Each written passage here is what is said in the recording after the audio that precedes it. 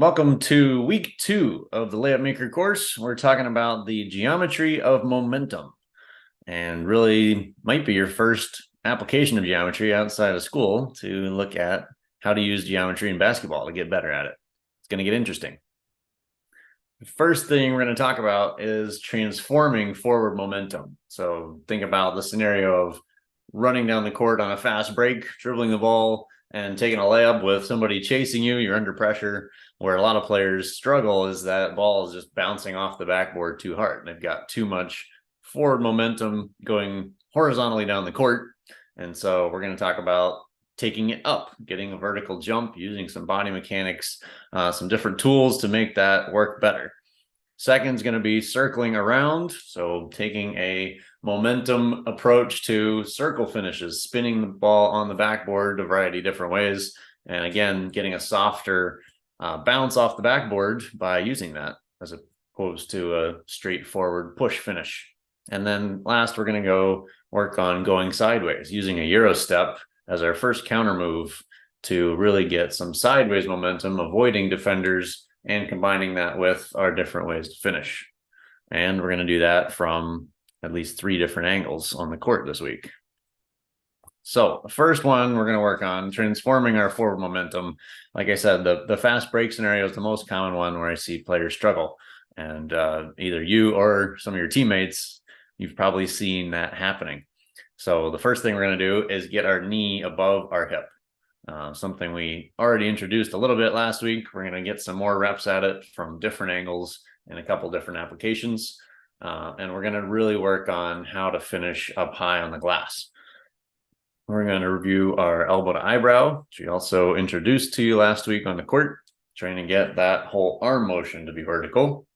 And then lastly, our 2-finger push. So adding a little bit more precision to how the ball comes off our fingers to make sure we are accurate with where we actually want to hit the glass when we're coming at high speed. And then we're going to talk about taking it up. So kind of using those first 3 pieces to help us do this, but then we really want to think about how high is high. I often ask players around the court, is there a lid on the backboard? Because most players play with really the lower half of the backboard, right? The top of the square is like as high as the ball ever gets.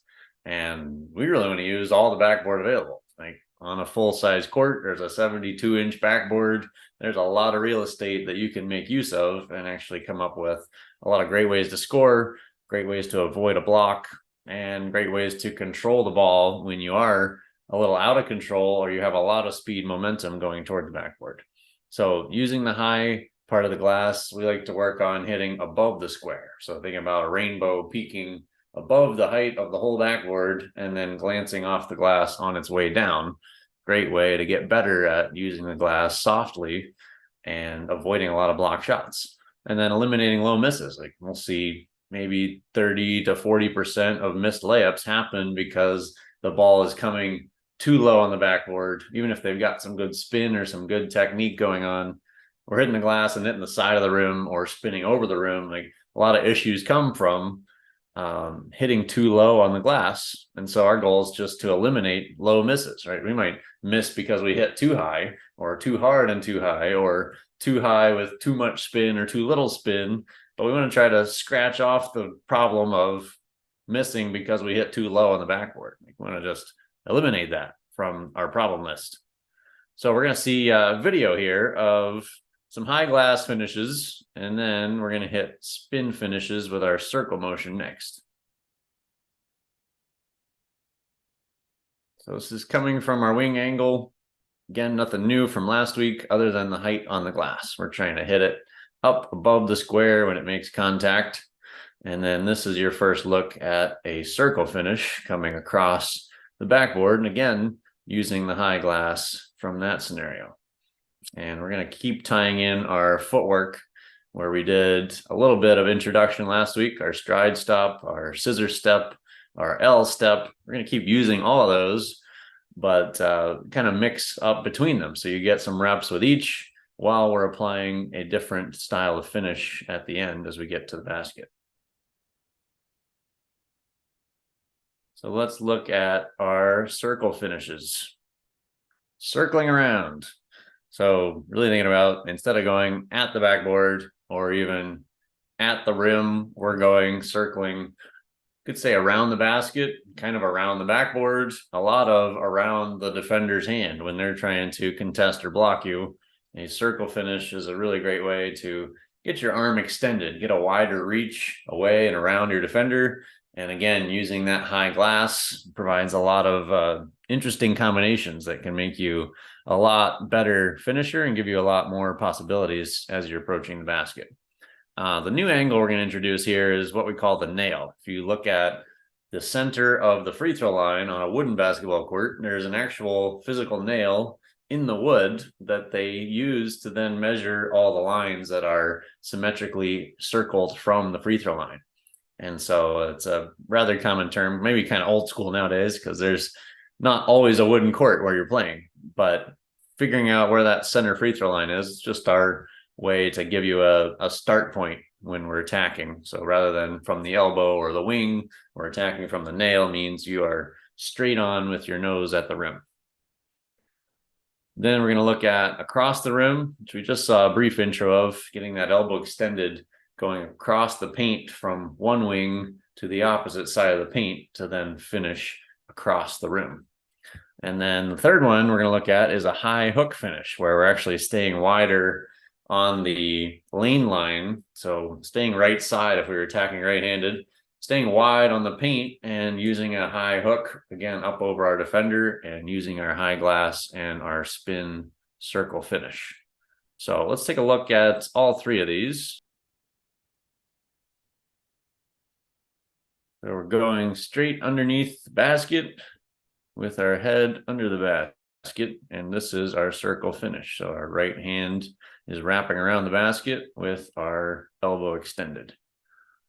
Then we've got the left hand side the same, and we're throwing in a left hand floater here just to review the floater motion we did from our new angle here at the nail.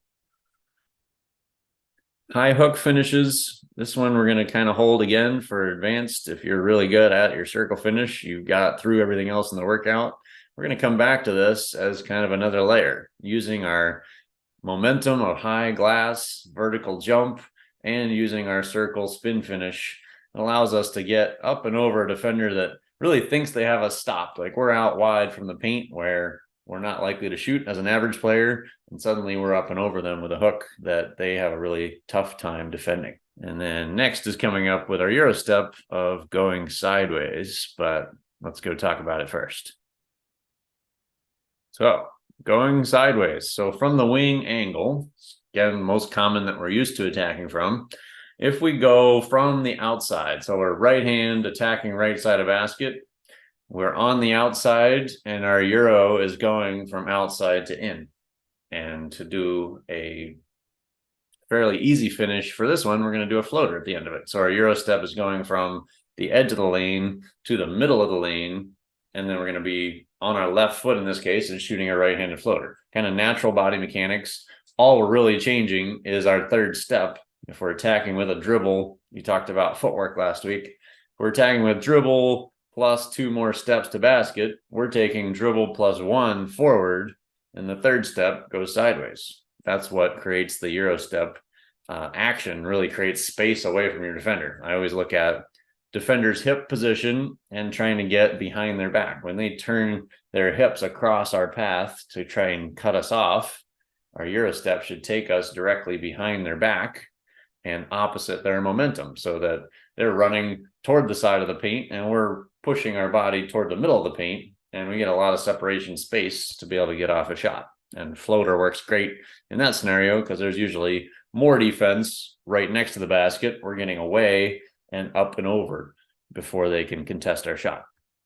The second one from the wing angle is to first be attacking across the rim. So we were right side wing angle. We were attacking as if to go finish on the left side of the backboard. We just looked at our circle finish and the defender cuts us off. So now our Euro step goes from our inside, which is our left, over to our outside, which is our right foot. And then we're actually going to finish with our left hand. So it's an inside hand finish. We'll talk about that more in the next couple weeks. But for now, footwork wise, we want to think about it as inside out. I'm attacking middle, and my Euro step goes away from basket to the outside. We'll get a view of what that looks like here in a second. And then the third one, probably the most complex, takes a little more getting used to, but from the nail angle again, center of our free throw line, our Euro step is going to go inside out again. So we're in the middle of the court. We're Euro stepping away from the basket, but we're also going to rotate our shoulders here to use our back as a shield. We're going to end up coming up with a inside hand finish. So if we were attacking right initially, we're in the middle of the rim and we Euro step to our left foot, we're going to use our right hand to finish on the left side. So again, kind of complex movement. We'll see where you're at, if that one is a worthwhile fit for you to try to practice, but we're at least going to show it to you on video, probably show it to you on the court, give you a crack at it, and we might just hold it for later as you work on your other finishes first. Here's our inside out first. We're going in, we're stepping out, and we're finishing with our left hand on the inside. And from the other direction, here is a floater from the outside going inside and shooting a floater. We can do that symmetrically with each hand. And then the Euro step reverse is what I talked about from the nail. We're sidestepping that defender and we're turning our body to come up with our inside hand, the hand closest to basket.